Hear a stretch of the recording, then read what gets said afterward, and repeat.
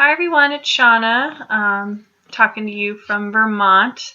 It's not a very spring-like day. It's actually snowing. Luckily, it's at least 35 today, which is exciting.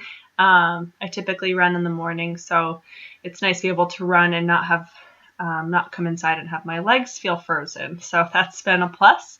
I think my dogs are pretty happy about that too. I have a little dog. He's a pug lab, and he's got really thin fur, so he gets cold really fast. So he didn't have to wear a little coat today. So this week I wanted to talk a little bit about my insomnia group that I had started last week that I'm facilitating.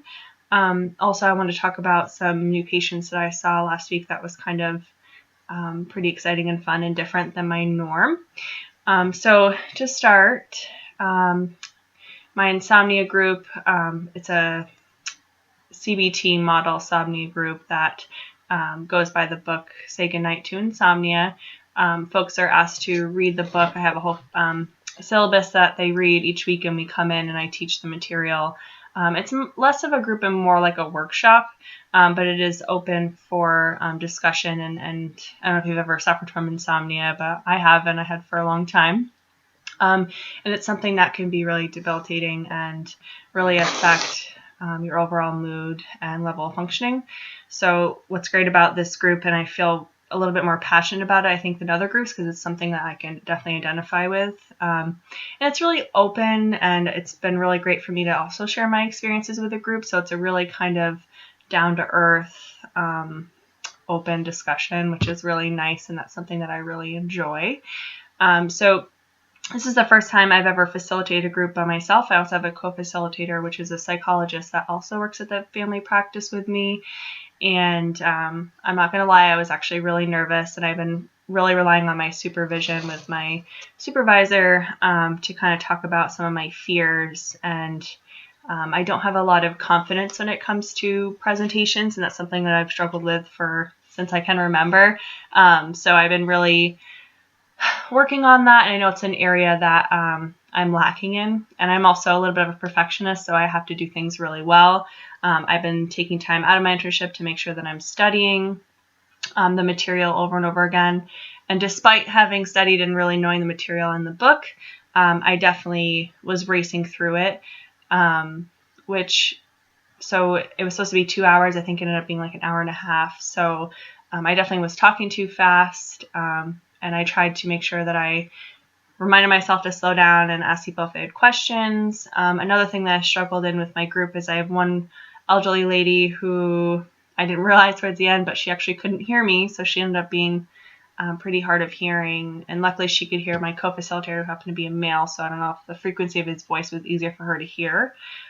So that was kind of a bummer, but she did do a lot of reading along. So I know for next class, actually tomorrow, for group, I'm definitely going to try to project more so that she can hear me.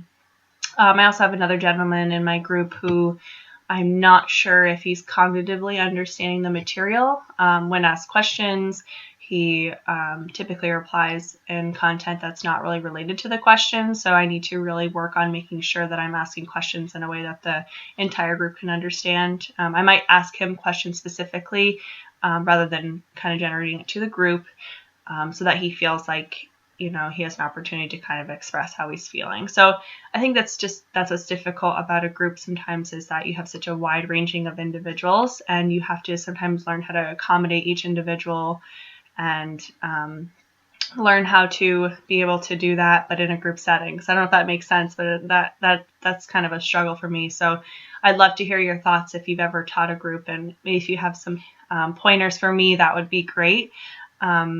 So that's kind of where I'm at with that. Kind of moving along here. I don't want to run out of time, but quickly I'll just tell you about some patients I saw last week. The primary care office that I'm working at is also a suboxone clinic. We have a doctor who's licensed to prescribe suboxone for individuals with opiate addiction. So I've never worked with addiction or that population, so it's been a really awesome opportunity for me to get to work with these people or this population more fluidly.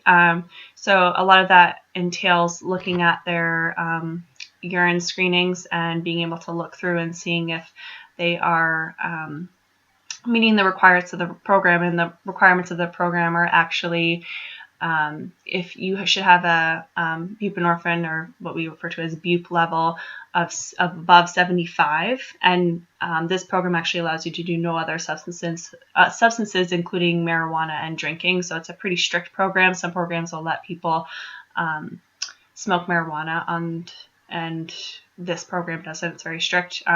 We definitely are less concerned about folks who, if they do have marijuana, we might have a talk with them, but if they're drinking, it's pretty serious.